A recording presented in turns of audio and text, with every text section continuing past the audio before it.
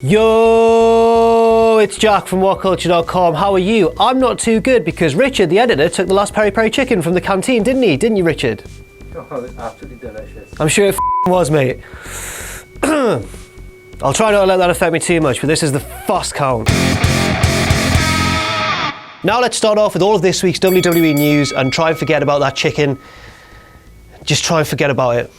Just don't think about it anymore, Jack, come on. First we start off with one of those stories where we're not really sure how true it is. No one can be certain, but it's one of those reported stories that suggests that WWE is potentially interested in buying TNA. Everyone got excited immediately when the news broke, thinking, oh, it's the next big seismic change in the world of wrestling.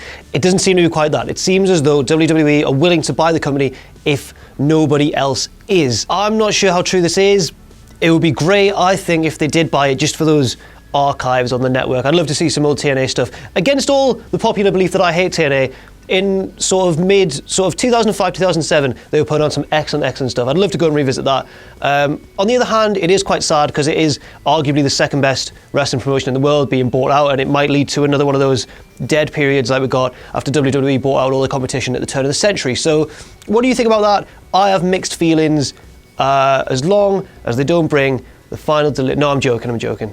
We'll talk about that in a sec. Yeah, well, we'll talk about it in a sec. We'll talk about it right now, actually, because this is slightly more concrete news, I feel. Apparently, WWE have reached out feelers to none other than Broken Matt Hardy. That's right, the former WWE superstar could find himself back in the promotion once his contract expires next spring. And now, a lot of people know I wasn't the biggest fan of the Final Deletion. However, I would be excited to see Matt return, if only because he's one of my sort of fondest memories from a time when I first got into wrestling back in the Attitude Era. So it'd be nice to see him back, and I'd like to have Jeff back as well. Yeah, why not? Happy days. And finally, on this week's SmackDown, John Cena lost clean on television for the first time since 2009. That's right, Big Match John may have lost a few pay-per-view matches clean in the time being, but he hasn't lost clean on Raw or SmackDown since 2009 in a SmackDown match against Triple H. This loss came against Dean Ambrose, and it came via a sort of sunset flip, roll-up, reversal kind of thing, and it sparked quite a lot of controversy online. Dave Meltzer wasn't a fan of this booking decision, and he even suggested that John Cena had mentally checked out during that match. He said he could tell that Cena wasn't giving his all as he usually does. He didn't look quite as motivated. However true that may be, remains to be seen. Cena's always well respected for his professionalism, probably the biggest pro in the business.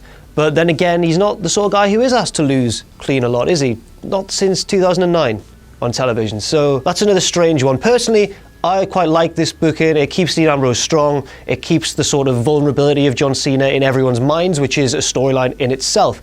It should make for a very interesting main event at No Mercy. And now it's time for all the news from elsewhere in the world of pro wrestling. And I know that I normally go like, oh, it's pro, but you know what? Sometimes in life you want some peri peri chicken, and then your video editor goes and takes it before you.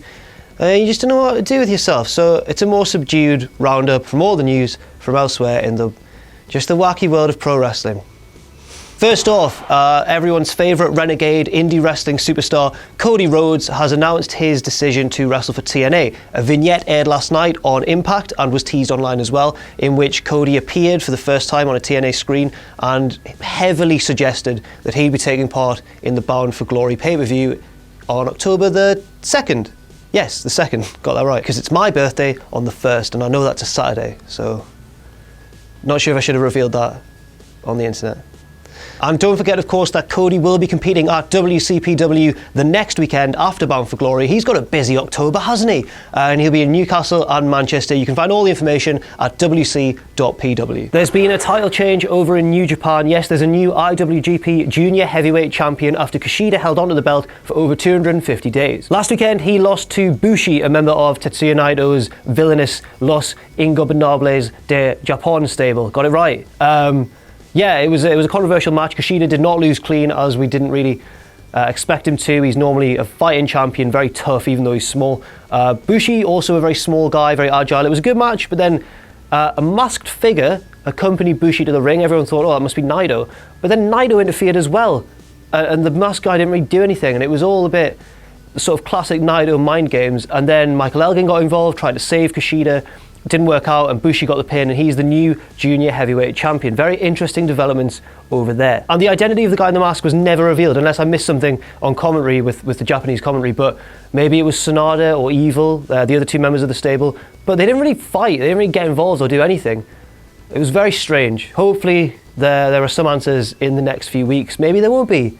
Crazy New Japan, what's it like? Also over in New Japan this week, there was a match for the Ring of Honor World Championship between the champion Adam Cole and everyone's boy Will Ospreay. Understandably, this match was very flippy, but it contained a lot of hard-hitting strikes as well. It was some very stiff moments and some very scary suplexes on the sort of neck and head area with knees being driven in and all that. It was a very different match. I wouldn't say it was one of Ospreay's best this year because he's had an absolutely stellar year, but it was still a very enjoyable match. Unfortunately for fans of Will Ospreay, he lost, but the very fact that he was included in a title match for such a prestigious championship is just another milestone in what is rapidly becoming a banner year for the young Brit. And finally, what's that at the door? Is it a pizza? Is it an Indian? Is it a peri-peri chicken? No, it's not, is it, Richard? No, it's not. Not peri-peri chicken at all. It's plain chicken.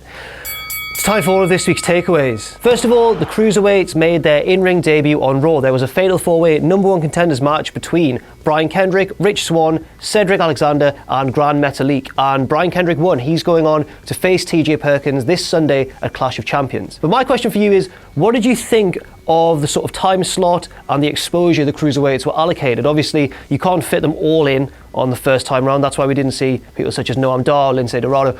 But a lot of people felt that their match wasn't quite the showcase that the Cruiserweight Classic was, and you can't really expect that.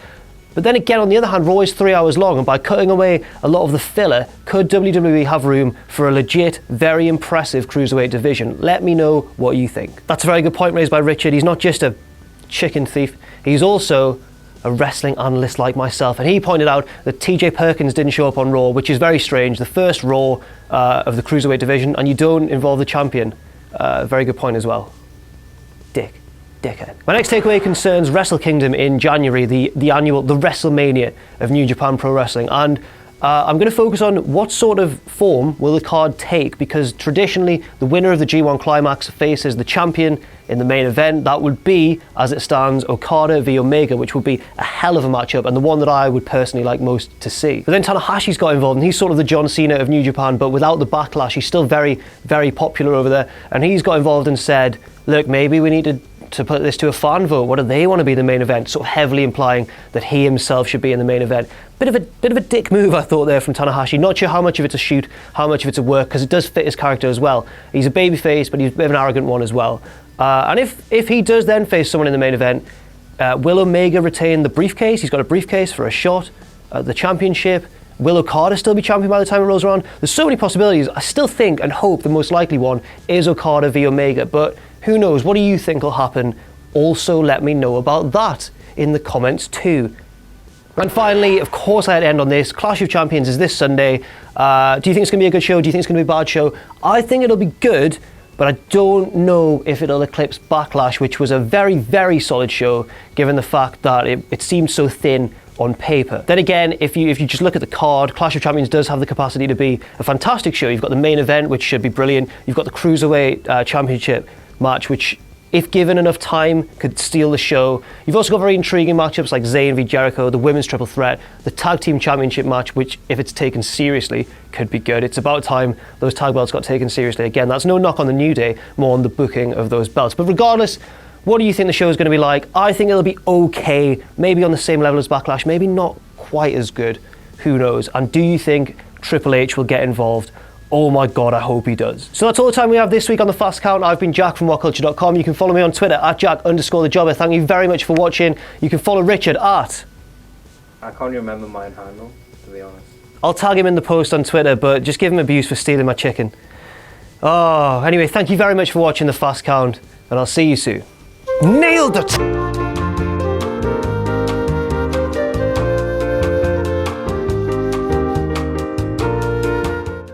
This Saturday on an all-new episode of WCPW Loaded, making his WCPW debut and first televised appearance since leaving the WWE, the two-time WWE champion, Alberto El Patron.